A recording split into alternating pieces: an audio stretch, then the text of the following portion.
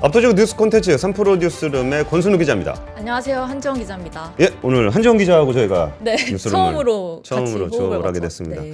그러니까 여러분이 그 아저씨들끼리 하는 거 재미없다, 지루해서 못 보겠다라는 민원에 못 이기고 저희 한지원 기자를 투입하게 됐습니다. 그럼 치고 나가야죠. 아, 네, 사실이 아니다 이런 거. 아니요, 굉장히 떨립니다.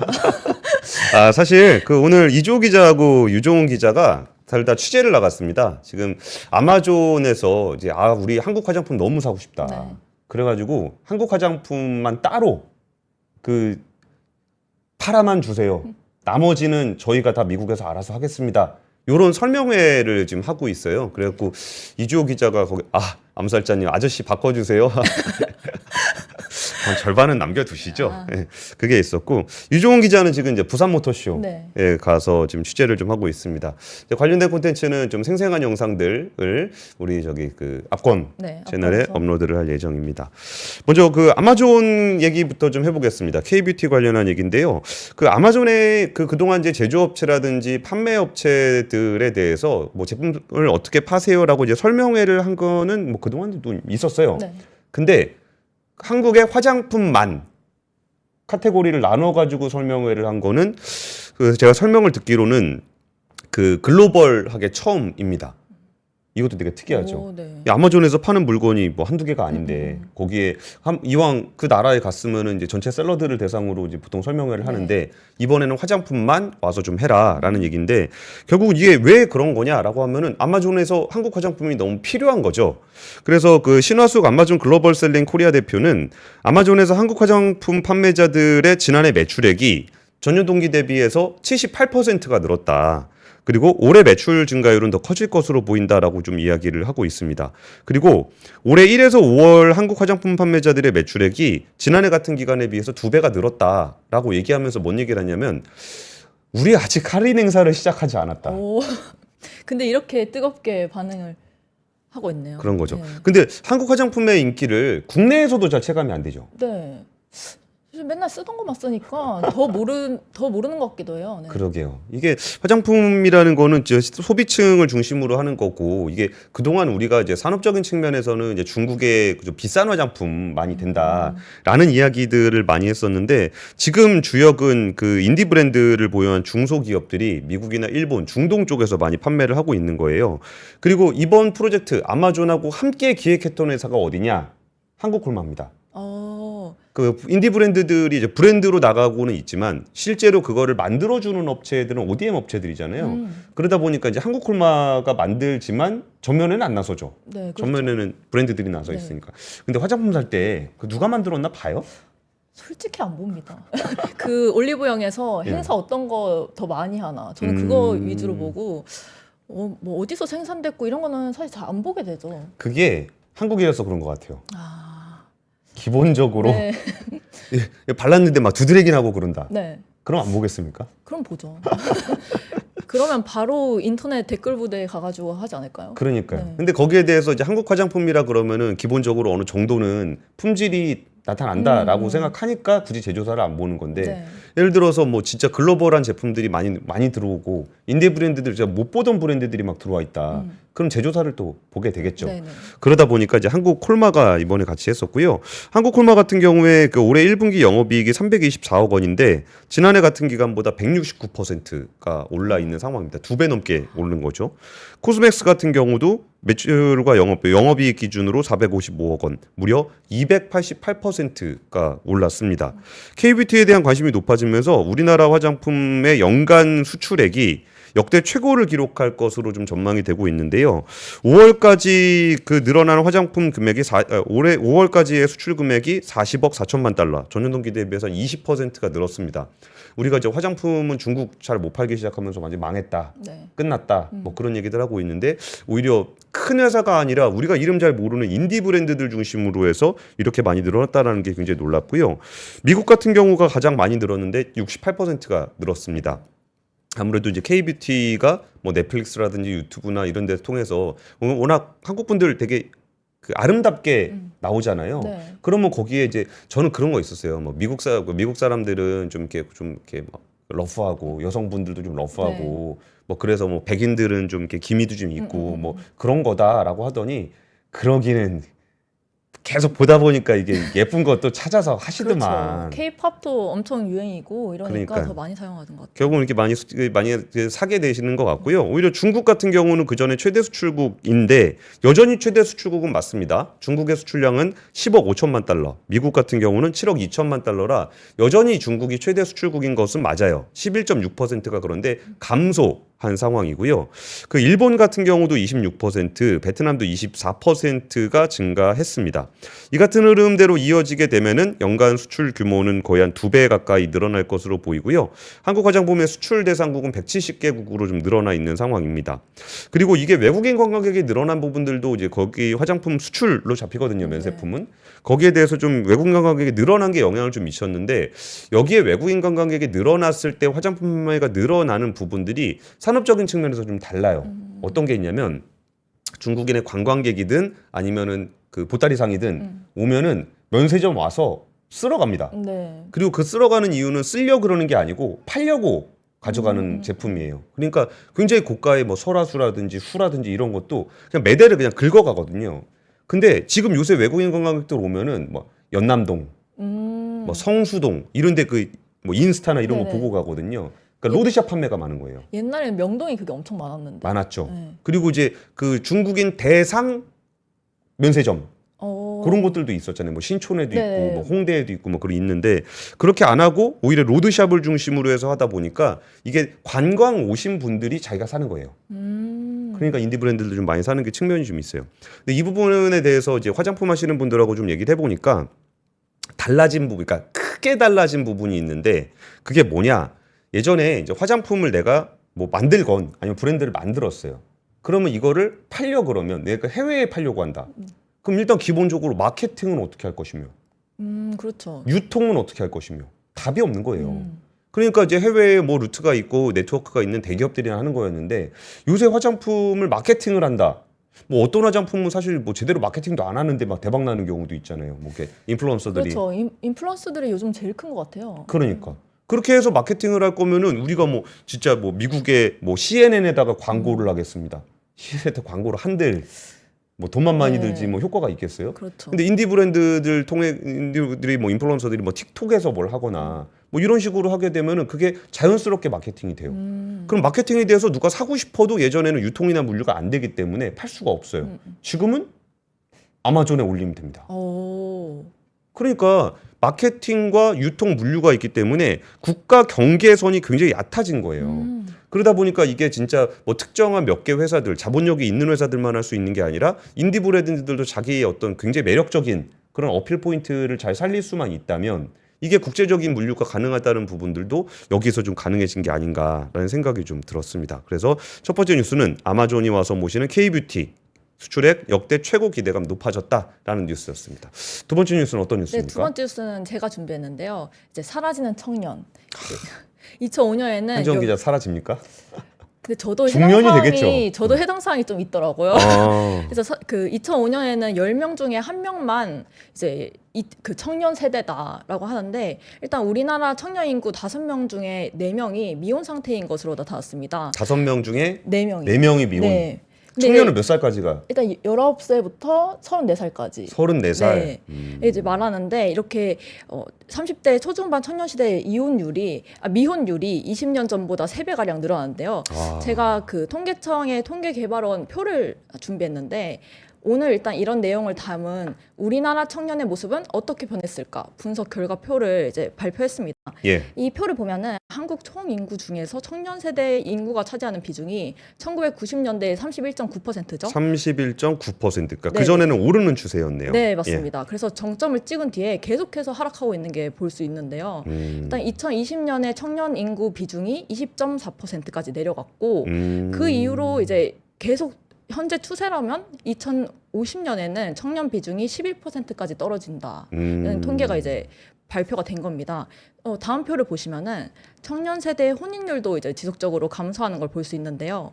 2020년 기준 82.5%가 미혼이고 그중에 남자는 86.1%. 와, 86%면 네, 거의 대부분 100명 중에 14명만 네. 결혼했다는 거잖아요. 그리고 여자는 76.8%. 어. 청년이 이제 혼인하지 않은 상황인 거죠. 근데 이렇게 미혼율이 가장 급격하게 증가한 연령대가 30에서 34세인데 예.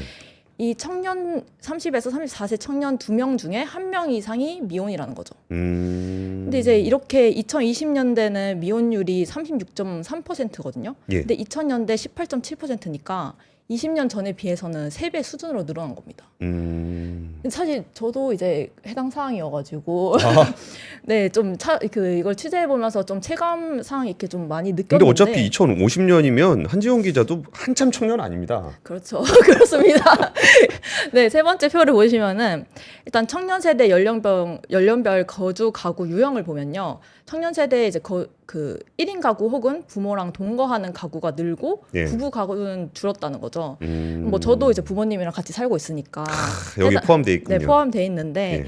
2020년 청년 1인 가구는 20%로 20년 전에 비해서 3배 이상 이것도 급증했고요. 예. 부모와 동거하는 청년은 46.2%에서 55.3% 55.3%. 네, 상승했습니다. 반면 이제 부부 가구는 37.1%에서 15.5%로 절반 이상 이제 급감한 걸 볼 수 있죠. 예, 예. 근데 사실 이렇게 심각한 인구 감소 전망에 이제 국토교통부도 어제 인구 대응 전략을 마련하기 위한 전문가 44명으로 구성된 국토교통 인구 대응 협의체를 구성하기도 했는데요. 예. 이날 열린 협의체 발대식에 서울대 인구정책연구센터의 이상립 책임연구원이 그 30년 후에 청년 인구가 현재의 절반 수준으로 감소할 거다. 그래서 이렇게 되면은 228개의 기초 지방자치단체가 체계가 이제 유지되는 게 이제 되기가 어렵다. 그래서 이런 체계를 정해진 미래죠. 네, 그렇죠. 그 청년들은 이미 태어나 있기 때문에. 아, 그렇죠. 이미 이제 저희가 뻔히 볼 수 있는 미래죠. 그러니까 이게 28개 지방자치단체가 유지가 될 수가 없다는 거죠. 그래서 이런 게 개편이 돼야 된다. 그래서 인구 감소에 맞는 공간 집약과 스마트한 뭐 구토 조성이 필요하다. 근데 이를 논의해서 이런 연구 그 협의체가 구성이 된 건데, 예. 근데 사실 저번 주에 그 윤 대통령이 저출산 대책에 대해서 이제 발표를 했잖아요. 예, 예. 근데 그것과 이번에 국토부에서 하는 거에 좀 잘 협의가 돼야 되는데, 근데 사실 뭐 정책도 그렇고 파업 효과는 조금 좀 장기적으로 봐야 되잖아요. 그러니까 이렇게 좀 미비하지 않은 그런 효과들도 있을 거고 좀 장기적인 시각에서 이렇게 좀 심도 깊게 고민을 해봐야 될 문제인 것 같은데. 예. 그러니까 이게 행정 시스템 같은 경우도 뭐 지자체에 이 동네에 사람이 없는데 네. 거기에 그 행정 시스템이 유지가 될 리가 없잖아요. 그렇죠. 그러면은 사실 지역을 조금 이렇게 묶어가지고 좀 크게 좀 지역을 묶어가지고 거기에 행정을 좀 집중시키고 예산을 집중시켜서 관리하면 좋다라는 거를 누구나 다 알죠. 그렇죠. 누구나 다 아는데 이게 안 되는 이유도 다 압니다. 지금 그 뭔가요? 광일류님이 정치인들 지역구 표심 때문에 통합이 되려나. 그러니까 지역구 표심 정도의 문제, 그러니까 정치인들 문제라고 생각하시는 분들, 그러니까 정치인들도 문제죠. 네. 지역구가 줄어드니까. 근데 거기에 있는 공무원들도 싫어합니다. 그렇죠. 예를 들어서 시장이 지금 2명인데 합치면은 시장에 1명 되잖아요. 그럼 시장에 1명 되는 것도 있고 여기에 있는 지역구에 있는 그 공무원들도 같은 일을 하는 거 예를 들어 내가 상수도 담당이에요. 네. 그럼 한지원 기자도 상수도 담당이에요. 둘이 합치면 둘 중에 1명만 남잖아요. 네, 그렇죠. 그러니까 그런 부분들에 대해서 이해관계들이 이렇게 부딪히게 되는 겁니다. 이게 학교 같은 경우도 지금 그거 되게 이상한 거 있잖아요. 초등학생 숫자는 줄어드는데 학교는 늘어나고 있다는 거예요. 그래요? 예. 저는 그 입학식이 줄어드는 거는 들었거든요. 학교 수가 왜 늘어나냐 그랬더니 서울로 좀 모이잖아요. 그럼 이게 신도시가 형성되고 그럼 학교가 필요하니까 거기 학교를 만들어요. 그러면 지역에서 어디 사람이 없는 데들이 있을 거 아니에요. 네. 그럼 그 학교는 없어지냐? 네. 없어지지 않는다는 거죠. 아... 왜냐면 선생님들도 있고 거기에 뭐 지역에 있는 분들도 우리 지역에 학교 하나 없는 게 말이 되냐? 네. 그래갖고 또 유지를 하는 거거든요. 그러니까 이게 저출산에 대체한다는 거는 출산을 더 늘리는 것도 있겠지만 결국은 이제 저출산 세상을 어떻게 살아가느냐도 문제인데 네. 거기에 대해서 이게 뭐 문제는 뻔하지만 답이 안 나오는 이유는 이런 이해관계 규정과 관련한 부분이 크지 않을까 싶습니다. 네, 맞습니다. 다음 뉴스는 마이크론 주가가 급락을 했다라는 것에 대한 분석으로 AI 기업에 대한 과도한 기대를 보여준 것이다라는 분석이 블룸버그 통신을 통해서 나왔습니다. 그게 그 엔비디아 주식이 얘기들 좀 하나요? 친구들 만나면? 아니면 취원들이랑? 하긴 하죠. 근데 왜 이렇게 많이 올랐냐? 진작에 샀어야 된다. 이런 얘기를 사실 주로 하죠. 최근에 급락한 얘기도 이제 저 월급만큼 들어갔는데 어떻게 해야 되냐? 오를 것 같냐? 뭐. 그러니까 지금이라도 들어가야 네. 되냐, 물타기 해야 되냐. 네, 맞아. 뭐. 그런 소리를 제일 많이 그리고 합니다. 조금 지나면 라고 얘기할 때 살 걸 그랬다. 아, 라고 맞아요, 얘기할 때 살 맞아요. 걸 그랬다. 라고 얘기할 때 살 걸 그랬다. 근데 이게 참 특이했던 게 마이크론의 실적 발표 이후에 주가가 많이 빠졌습니다. 근데 마이크론이 그럼 실적이 잘 안 나왔냐? 실적이 잘 안 나오지 않았어요. 매출액은 68억 1천만 달러, 순이익은 주당 0.62달러로 기록을 했는데 컨센서스가 주당 0.51달러였습니다. 근데 0.51달러였는데 실제는 0.62달러가 나왔으니까 어닝 서프라이즈입니다. 그럼에도 불구하고 부가가 빠졌어요. 그게 왜 빠졌냐 그랬더니 다들 이렇게 컨센서스라는 거는 위에가 있고 아래가 있고 그러면 대충 그 중간 정도가 컨센서스잖아요. 네. 중간 정도가 컨센서스여야 되는데 다들 생각했던 거는 당연히 상단일 줄 알았지. 아, 라고 해가지고 빠졌다는 거예요. 그러면서 블룸버그 통신은 뭐라고 얘기를 했냐면은 마이크론이 최고 추정치에 미치지 못하는 실적 전망을 내놓은 것이 이유다. 그리고 AI 관련 주식의 극심한 변동성을 보여주는 신호다라고 평가를 했습니다. 저는 과감하게 얘기하는데 마이크론은 고평가라고 생각합니다. 오, 알겠습니다. 저 그렇게 믿고 투자를 그럼 하지 이거 않겠습니다. 박제되는 겁니까? 네. 저는 뭐가 불만이냐면 마이크론은 3위잖아요. 네. 3위면 3위답게 주가가 가야 되는데 마이크론의 시가총액이 200조입니다. 그렇죠. 근데 SK 하이닉스 시가총액이 170조예요. 별로 그렇게 많이 차이 안 나네요. 아니 SK 하이닉스가 더 밑에라는 게 중요한 거죠. 아 왜 웃습니까? 아니, 엔비디아에 그렇게 많은 분들이 좀 들어가 있는데 이렇게 발언을 해도 괜찮으신가요? 그 얘기가 아니고 네. 3위 업체가 200조인데 네. SK 하이닉스가 2위인데 170조밖에 안 된다는 네. 거예요. 그 얘기는 뭐냐? SK 하이닉스가 올라가야 된다는 얘기를 하는 거죠. 오, 훨씬 더 올라가야 된다. 왜냐면 엔비디아에 들어가는 HBM은 SK 하이닉스만 유지가 되잖아요. 그러니까 이거를 마이크론이 실적 발표하고서 야 좀 너무 많이 올라간 거 아니야라고 얘기를 한다 그러면은 오히려 지금 이 미국에 있는 그 투자자들이 미국에 있는 기관 투자자들이 삼성에 있는 SK 하이닉스를 사야 되겠구나라고 생각하라는 얘기예요. 비싸다며. 3위가 200조니까 비싸지. 그래서 뭐 이런 부분들이 좀 있고요. 여기서 또 미국에 있는 그 주식 전략 팀장은 시장에는 예상치를 크게 웃도는 실적을 내는 기업들이 많기 때문에 사람들이 비현실적인 기대를 하고 있다. 월가도 이런 기대가 과도한 걸 잘 알고 있다. 너무 많은 이들이 쉽게 돈을 벌려고 쫓아다니고 있다. 이렇게 얘기를 했어요. 그러니까 이런 미국 시장에서 쉽게 돈 벌 생각하지 말고 험난한 코스피에서 3등보다 시가총액이 낮은 주가가 싼 SK 하이닉스를 사셔라. 미국 투자자들한테 하는 얘기입니다. 뭐 이런 상황인 것 같습니다. 그래서 이런 부분들에 대해서도 참 고민. 3초 성식이 형, 순우 형, 하이닉 풀매수 가면 돼? 성식이 형 말고요. 미국 기관 투자자. 농담 반 진담 반으로 하는 얘기인데요. 사실 이제 옥석 가리기가 좀 이루어져야 된다는 얘기를 하는데 엔비디아에 대해서 좀 고민하고 있는 부분들이 이제 글로벌 투자자들도 그렇고 우리나라 사람들도 그렇게 고민이 옥석 가리기를 해서 나오는 회사가 또 엔비디아예요. 네. AI 반도체의 기술적인 측면들을 고려를 하더라도 엔비디아가 가지고 있는 기술적 혜자가 굉장히 높은 거죠. 근데 사실 이게 엔비디아의 일이 버블로 가지 않으려면 뭔가 이 비즈니스가 실질적으로 사람들에게 이익을 주고 그 이익을 주는 것 때문에 돈이 선순환이 돼가지고 정말 생태계가 굉장히 공고해지는 그런 상황으로 이어져야 되는데 AI 반도체 쪽에서는 이제 엔비디아가 공고한 기술적인 혜자들을 가지고 있는 건 맞는데 그 반도체를 가지고 주는 서비스 쪽에서 사람들이 정말 만족할 만한 서비스를 주고 있는가라는 부분에 대해서 아직 답을 못 찾았기 때문에 이런 고민들이 좀 있는 것 같아요. 지금 아시아님이 경제부는 아닌 것 같다. 개콘부 아니냐. 근데 안 웃기다. 그쵸. 요새 개콘이 조금 드럽기는 네. 성격이 좀 있죠. 그래서 뉴스룸이 개콘 같으셨다면 저희는 성공인 것 같습니다. 다음 뉴스는 어떤 뉴스입니까? 네, 다음 뉴스는 이제 앞서 말씀드린 뉴스랑 좀 이어지는 뉴스인데요. 우리 기업들이 저출산을 위해 어떤 대책을 세우고 있는지 좀 준비를 해봤습니다. 표를 띄워주시면은 부영그룹이 출산 지원 장려금이 1억씩 지급하면서 굉장히 화제가 많이 됐잖아요. 예, 근데 이분은 2억 원이네요. 그 연년생. 연년생. 네, 그래서 이런 효과에 힘입어서 올해 직원 공개 채용이 예전보다 5배 이상 늘었다고 합니다. 그래요? 네. 오, 실제 효과가 있네요. 효과가 있죠. 왜냐하면 1억이 사실 굉장히 큰 금액이잖아요. 그렇죠. 네, 그래서 이제 부영그룹이 지난 12일부터 16일 이제 올해 경영 및 신입사원 공개 모집했는데요. 이번 공개 채용에서 뭐 건설, 영업, 재무, 레저 뭐 전 분야에 걸쳐서 진행이 됐는데 부영이 마지막으로 공개 채용한 게 2017년입니다. 근데 이제 그때에 비해 지원자 수가 5배 이상 늘었다고 하는데요. 부영그룹 관계자에 따르면은 특히 경력사원 모집에도 2030 세대가 지원자가 눈에 크게 증가했다 이렇게 말을 했습니다. 일단 지원자가 늘어난 배경에는 그 이중근 부영그룹 회장이 지난 2월 2021년 이후 태어난 자녀를 둔 직원들에게 자녀당 현금 1억을 지급하겠다 해서 작년 이제 올해 총 70억 원을 지급했는데요.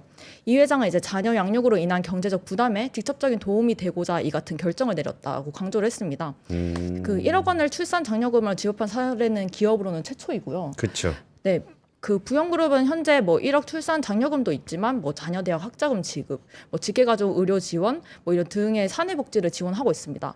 그 임대 아파트 입주민을 위한 저출산 지원도 진행 중인데요. 사실 이게 내부에서 상당한 효과를 거두고 있다고 합니다. 뭐 지원들이 자녀 출산에 대해 긍정적인 생각을 당연히 가지고 있고요. 그리고 또 올해 뭐 부영그룹에서 출산 예정인 직원들만 30명 이상이라고 해요. 출산 예정. 네, 예정인 출산 예정을 집계를 하나? 집계를 이제 줘야 되니까 네, 이제 내부에서 하고 있는 것 같아요. 혹시 이제 대략적으로라도 예산을 네. 좀 잡아놔야 되니까 이게 만약에 그거를 예산 이 정도 안 줄 거면서 물어보면 그쵸. 근데 이제 바로바로 실행이 되니까 이제 당연히 이제 내부 평판도 좋아지고요. 그리고 외부 브랜드 평판도 되게 달라졌습니다. 그 한국기업평판연구소가 발표한 국내 건설사 브랜드 평판에 따르면은 지난해 12월 부영그룹이 16위였거든요. 16위. 네. 근데 올해 6개월 만에 몇 위로 올랐을까요? 뭐 이 정도 얘기하면은 뭐 한 10위 정도까지는 가야 되는 거 아닙니까? 7위. 7위. 네, 엄청 많이 올랐고.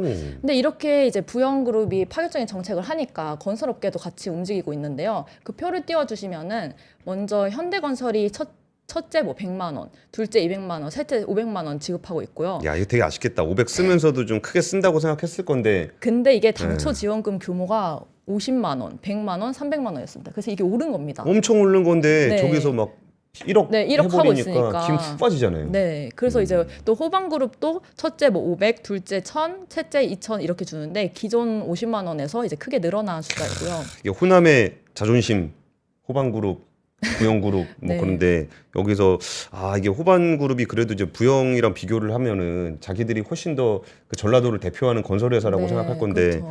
출산 장려 정책에서 좀 이렇게 밀리네요. 네, 그렇죠. 예. 그리고 이제 롯데건설이나 뭐 GS도 지원금을 상향 조정했고요. 뭐 건설업계 외에도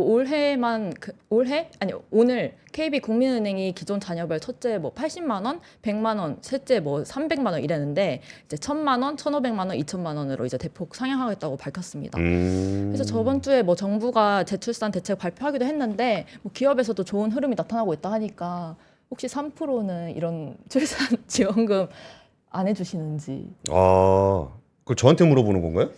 팀장님이시니까 좀 힘을 쓰실 수 있으시니까. 네, 아무래도 3%님들에게 물어봐야 되지 않을까. 그렇죠.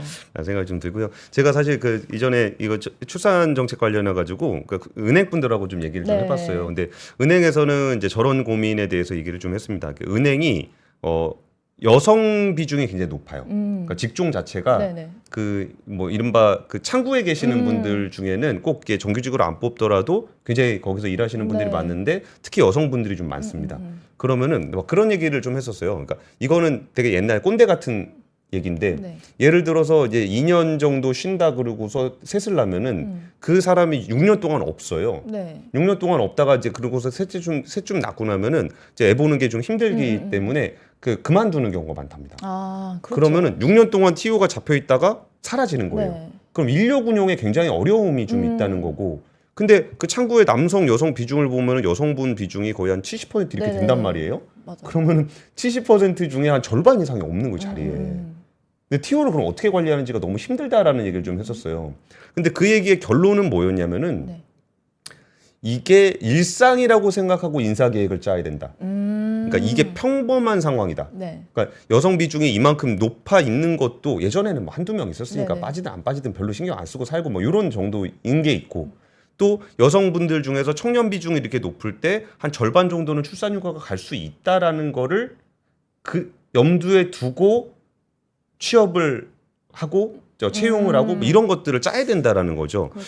그래서 그런 부분들이 이제 인식이 바뀌고 계획이 바뀐다는 거는 이게 그냥 뭐 할 때 얼마 더 줄게, 뭐 나가는 거 괜찮아 이 정도가 아니라 네. 아예 그 인사를 짤 때 H님이 굉장히 좋은 얘기 해주셨는데요. 이거는 변수가 아니다. 그러니까 누가 갑자기 직원 중에 한 분이 저 이번에 임신을 해가지고요 라는 게 그럼 우리 인력 하는 거에 좀 변수가 생기겠네가 아니고 네. 그냥 전체 인원 중에 몇 명 정도는 없을 수 있다라는 걸 상수로 두고서 좀 운영을 해야 된다라는 얘기까지 좀 이런 부영 사례가 일회성 지원금이 아니고 아예 인력 구조 자체를 바꾸는 그런 변화도 필요하지 않을까 싶습니다. 맞습니다. 왜 결혼을 안 할까요? 일단 결혼하기가 쉽지 않죠. 이렇게 기업에서도 막 올려준다 하는데 뭐 예. 1,000만 원, 2,000만 원 하니까 사실 그 아이 한 명 키우는데 뭐 2억 든다는 그런 통계도 있고 예. 어떻게 생각하세요? 기혼자로서. 원래 우리가 합을 안 맞추고 왔잖아요. 네. 그러니까 다음 뉴스가 부동산 뉴스라 네네네. 집값이 비싸서요라고 얘기하면 받아갈라 그랬어. 집값이 비싸죠. 컷 다시 가겠습니다. 왜 결혼을 안 할까요? 집값이 너무 비싸잖아요. 맞아요. 집값이 문제인 것 같아요. 네. 예, 자연스러웠습니다. 예, 어제 금융당국에서 스트레스 DSR이라 그래가지고 그 내가 버는 돈에 대비해서 대출 한도를 잡아주는 제도가 DSR인데 네. 스트레스 DSR은 금리가 올라갈 거를 염두에 두고서 한도를 잡는 거예요. 그래서 스트레스 DSR 2단계로 가게 되면은 대출 한도가 작아집니다. 그러면은 거기에 이제 일종의 가계부채 대책인데 그거를 2달을 미루기로 했어요.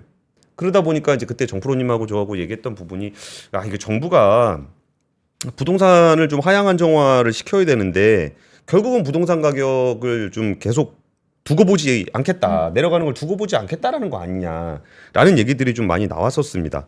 그리고 실제로 지금 부동산 가격이 소리 소문 없이 서울을 중심으로는 좀 올라가고 있어요. 꽤 오랜 추세를 좀 가지고 있는데 한번 같이 보시죠.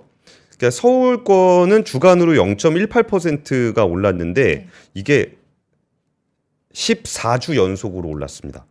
14주 연속이면 굉장히 길게 올랐죠. 네. 근데 이게 조금씩 오르다 보니까 우리가 이거 비싼데? 많이 오르는데? 라는 생각들을 좀 덜 했던 거예요. 그리고 지역 부동산 시장은 또 굉장히 좀 많이 빠져 있습니다. 그러니까 우리가 그전에 집값이 너무 많이 오른다 그랬을 때는 이거 부동산 값을 잡아야 된다라는 생각들을 많이 했었단 말이에요. 네네. 근데 이게 서울을 중심으로 오르고 주간당으로 상승폭이 좀 높지 않다 보니까 이거에 대한 인식이 좀 줄어들어 있는 상황이었어요. 그런데 이게 이렇게까지 올라가고 있는 상황에서 금융당국이 거기다가 이제 대출 규제라고 할 수 있는 제도를 2개월 밀어버리니까 그러면 이거 어떡하라는 거냐. 게임 실험님이 뭐 집값 오르는 거에 신났냐고요? 신나서 이런 얘기를 할 리가 없잖아요. 이게 우리나라 부동산 문제는 모든 사람이 공감하는 문제입니다. 그렇죠. 모든 사람이 공감하는 문제면서 반대로 자기 집 있는 사람들한테는 내려간다는 얘기하면 이제 경기를 하는 이런 이슈기도 해요. 네. 그러니까 이런 부분들은 어떤 그 정부는 최소한 이 개개인의 그 재산을 지키겠다라는 그런 욕심이 있다는 걸 알면서도 큰 방향에서 필요한 정책들을 끌고 나가야 되는 약간 욕을 먹으면서도 끌고 나가야 되는 측면이 분명히 있는 거예요. 근데 그런 부분들을 좀 제대로 안 하는, 그러니까 좀 욕 먹기 싫으면 안 하는 건데 이게 욕 먹으라고 있는 게 또 공직자거든요. 그렇죠. 욕을 먹더라도 그쪽으로 끌고 가야 되는 건데 이게 가계부채 지난달 금융권 가계대출 증가 규모가 5조 4천억 원으로 작년 10월 이후 최대치입니다.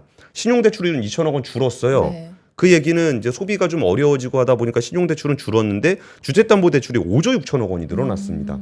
지난해 10월 이후에 최대폭이에요. 근데 이게 단순히 시장에서만 대출이 늘어난 게 아니라 저리 정책 대출인 디딤돌과 버팀목 전세 대출도 증가세예요. 월별 증가액이 3월에 3천억 원, 4월에 2조 8천억 원, 5월에 3조 8천억 원이 커졌습니다.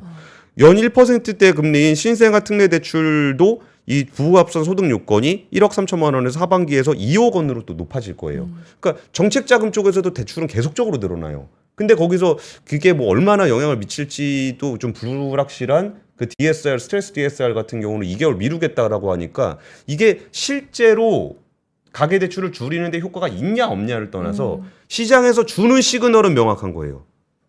정부가 부동산 값 잡을 생각 없다. 네. 오히려 올릴 거다. 이 얘기를 저도 취재원들하고 계속 그 얘기를 하게 되는 거예요. 그러면 스트레스 DSR 해가지고 뭐 대출 한도가 엄청나게 줄어갖고 집 사는데 문제가 있냐? 그렇진 않아요. 근데 그럼에도 불구하고 정부가 이런 정책들을 연기를 시킴으로써 뭐 이런 얘기들이 나올 수밖에 없는 거죠. 그러다 보니까 오늘 김주영 금융위원장, 금융위원회가 가계대출의 정책의 네네. 주무 부처입니다. 그러다 보니까 여기서 그 기자들이 가서 물어본 거예요. 아니 이 얘기는 정부가 부동산 띄우기에 나선 거 아니냐라고 기자들이 물어보니까 김주영 금융위원장은 말도 안 된다. 일반 중산층의 집값이 오르는 거는 어느 누구도 원하지 않는 방향이다라고 얘기를 하면서 그럼 DSR은 그 왜 연기를 했냐 스트레스 DSR은 네. 그랬더니 기획재정부가 주도로 해서 자영업자 대출을 준비하고 있다. 자영업자 대책을 준비하고 있다. 그리고 부동산 PF도 새로운 평가 기준을 적용한 다음에 어떤 충격이 오는지를 좀 보고 있다. 그래서 스트레스 DSR 2단계를 적용을 연기한 거는 자영업자라든지 부동산 PF 관련한 부분들에 이제 충격이 줄 수도 있으니까 요거 어떻게 좀 스무스하게 넘어가는 거 좀 보면서 적용하려고 한다라고 좀 얘기는 하고 있어요. 근데 이게 실제로 어떤 지표를 가지고서 일을 하고 있는지를 우리가 알 수는 없잖아요. 근데 이번에 DSR 2단계를 넘기는 것을 보면서 시장에서는 아 이거는 뭐 부동산값 그냥 계속 간다는 얘기구나라고 해석을 할 수 있다 그러면은 훨씬 더 이런 정책을 이렇게 도입하거나, 그러니까 아니 하다가 그냥 안 해버리니까 이런 문제가 네네. 생기는 거잖아요. 그리고 이런 정책에 대한 신뢰도를 좀 높일 수 있는 그런 기조가 필요하지 않을까 싶습니다. 시간이 5분밖에 안 남았는데 네. 다음 뉴스 좀 전해주시죠. 네, 다음 뉴스는 좀 그냥 좀 실생활 뉴스 준비했는데요. 시중에 판매되는 냉동 피자가 포화지방과 나트륨이 과하게 들어있어서 섭취 시 주의해야 한다는 지적이 나왔는데요. 그 표를 띄워주시면은 일부 제품에서는 대장균이 검출되면서 안정성에 대한 문제도 나왔습니다. 표가 따로 준비가 안 돼 있습니다. 예, 제가 네네네. 준비하겠습니다. 그 소비자원은 냉동 피자 14개 제품에서 영양 성분과 안정성 시험 결과를 오늘 공개했는데요. 이에 따르면 이제 조사 대상 냉동 피자 150g당 그 포화 지방 함량이 4.8%에서 9.6%로 그 1일 기준치의 32%에서 64% 예, 준비됐습니다. 네네. 예. 정도 이제 달했습니다. 이제 1일 기준치가 27에서 39%로 과한 수준인데 이게 표가 좀 잘 보일지 모르겠는데 대부분 그 포화지방 기준치가 넘었고 요 네. 노란 선을 노란색 넘어서면 안 되는 건데 한 제품 빼고 다 넘었네요. 네 맞습니다. 그리고 안 넘은 제품이 올바르고 반듯한 콤비네이션 피자, 팬 피자. 네 그리고 나트륨은 이제 조금 대부분이 기준치거나 아니면 조금 넘거나인 상황인데요. 이 중 이제 이랜드 파맨푸드 애슐리 크런치즈 엣지 이 피자가 두 번 요거네요, 요거. 대장균이 기준 초과에 검출돼서 대장균. 네 부합한 거요. 저도 사실 좀 냉동 피자 자주 먹거든요. 아, 그쵸. 왜냐면 시판이랑 별 차이가 없어요. 그리고 뭐 돌려서 먹으면 되고. 그래서 이렇게 뭐 나트륨이나 포화지방은 좀 많은 건 알고 있었는데 예. 이렇게 대장균이 검출되니까 이건 좀 충격이잖아요. 사실 저희가 먹는데. 근데 이제 애슐리 피자의 경우에는 당류가 7g으로 이제 표시돼 있는데 시험 결과 18.3%로 표시 대비 실제 성분이 261% 많은 걸로 확인됐고요. 다시 한번 띄워주시면은 원래 실제 이 식품 등의 표시 기준이 당류 함량 표시값의 120% 미만이어야 된대요. 예. 그래서 이제 소비자원 측은 제품에 따라 뭐 치즈나 채소 이런 포함 가치가 차이가 있고 대부분의 제품이 포화지방과 나트륨 함량이 높아서 과다 섭취하지 않도록 주의할 필요가 있다. 근데 이제 앞으로도 이제 소비자의 합리적인 뭐 소비 생활을 지원하기 위해서 뭐 다양한 뭐 안전 정보나 이런 거를 제공하겠다라고 얘기를 했는데 예. 이제 이랜드 파맨푸드 여기서도 이제 좀 기준을 조정해서 환불 조치하겠다 이렇게 말을 하기도 했는데 예. 사실 조금 저희가 실제로 먹고 뭐 애기들도 많이 사서 먹이지 않나요? 예, 예. 그래서 조금 약간 좀 주의를 해야 되는 뉴스가 아닌가 생각해서 이제 간단하게 준비를 해봤습니다. 알겠습니다. 아, 냉동 피자 그나마 좀 저렴하게 네. 먹을 수 있었는데 조금 안타깝네요. 그래갖고 제품들은 소비자원에서 좀 확인을 해보시면 좋을 것 같고요. 지금 이제 뭐 남은 시간은 우리 차 구경 좀 하려고요. 이제 부산 미터쇼에 지금 유종 기자 가가지고 진짜 생생한 그런 장면들을 좀 촬영까지 해갖고 좀 올 건데 그리고 유종 기자가 또 자동차 전문이잖아요. 네, 그래서 그렇죠. 해석을 좀 많이 해줄 것 같습니다. 근데 어떤 차들이 있는지 한번 좀 살펴보면은 이번에 캐스퍼 일렉트릭 나왔습니다. 캐스퍼가 되게 작은 차거든요. 작은 차인데 1회 충전 주행 거리가 315km고 요런 디자인으로 나왔습니다. 어떤가요? 디자인? 저는 기존보다는 예쁜 것 같은데요. 그렇죠. 네. 기존보다 약간 좀 둥글둥글한 네. 느낌의 조금 귀여운 느낌으로 나왔고 이게 사이즈가 좀 작다 보니까 가격도 조금 착하지 않을까라는 기대를 좀 해보는 게 있고요. 그럼 이제 큰 거로 보게 되면은 이게 네오룬이라는 컨셉카입니다. 전기차 컨셉카인데 굉장히 사이즈가 크죠. 그리고 뭔가 이게 네오룬이라는 게 네오가 이제 새롭다라는 거고 룬은 달을 의미한다는 겁니다. 그 약간 둥글둥글한 그런 좀 포근한 그런 느낌을 준다는데 이 네오룬은 이제 컨셉카예요. 컨셉카인데 굉장히 좀 여기서 컨셉카에서 좀 특이한 컨셉을 봤던 게 이게 이른바 비필러라고 부르는 게 이게 앞문하고 뒷문 사이에 막혀 있는 거 있죠. 그게 비필러거든요. 네. 근데 그게 없어요. 그게 없으면 어떻게 되냐? 이렇게 됩니다. 아, 양쪽으로 열리는 건가요? 네, 문이 이렇게 열려요. 그리고 한 번도 본 적이 없는 것 같은데. 아직 컨셉카입니다. 네. 나오는 차는 아닌데 요 앞에 이게 운전석이잖아요. 네. 운전석이 뒤로 돌아간 거예요. 그러면서 이거 약간 조금 그 좀 뭐라 그럴까 표현이 좀 촌스럽긴 한데 그 손님을 존중하고 정을 나누는 한국 고유의 환대 문화를 현대적으로 해석했다. 뭐 이런 식의 얘기를 좀 하고 있고 실제로 열면 문이 이렇게 열리는 거죠. 한번 그림 같이 보시죠. 네. 이런 식으로 열리는 그런 문이라 이걸 열면 이렇게 되는 겁니다. 아직은 컨셉카라고 해서 멋있긴 하네요, 근데 내부가 확 보이는 게. 그렇죠. 뭔가 좀 다른 느낌을 좀 네. 받긴 하죠. 그리고 이제 전기차 같은 경우는 앞에 엔진룸이 없어가지고 그 엔진룸을 앞으로 밀어버릴 수가 있어요. 엔진이 있는 데가 없어서. 네. 그러면 실내 공간을 좀 넓게 뽑을 수가 있거든요. 그러니까 이런 식의 컨셉들도 좀 가능한 게 아닌가 싶고 그 다음에 요거 제네시스 X 그란레이서 이건 세계 최초로 공개된 건데 와, 이 차는 좀 멋은 있네요.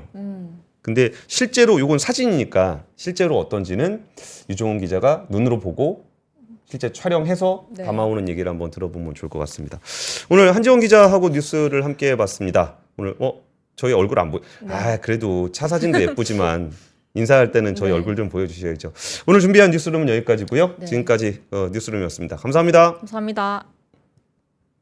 박근영, 이선영, 사경인, 염승환 투자 마스터들의 세심한 케어로 건강한 투자 습관을 만드세요. 3프로 멤버십 3프로 앱에서 확인하세요.